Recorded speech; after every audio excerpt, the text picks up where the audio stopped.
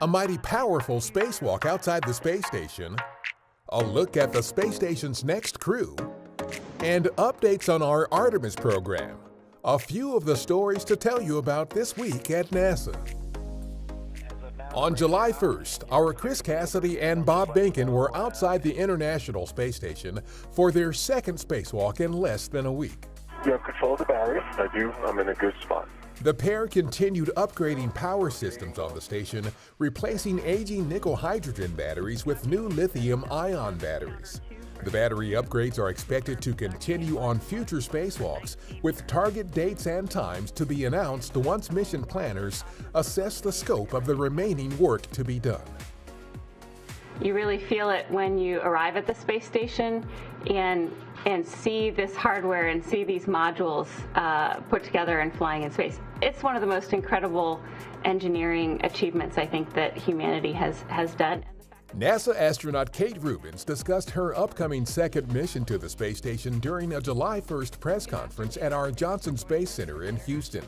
She was joined by Sergei Ryzhikov and Sergei Kutsverchkov of the Russian space agency Roscosmos. The trio is targeted to launch to the station October 14th from the Baikonur Cosmodrome in Kazakhstan.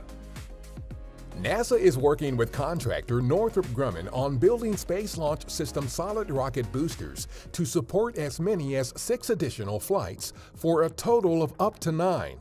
Northrop Grumman is the current lead contractor for the boosters that will launch the first 3 Artemis missions, including the one that will land the first woman and next man on the moon in 2024.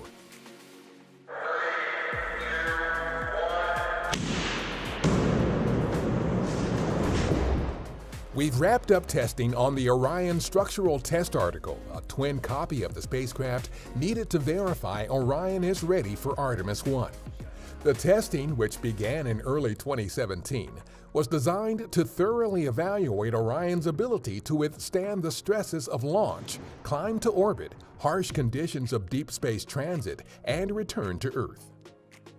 Engineers completed the Space Launch System rocket's structural testing campaign for Artemis missions by applying millions of pounds of force to the rocket's liquid oxygen structural test tank. The tank failed within the parameters expected, proving flight readiness and providing critical data.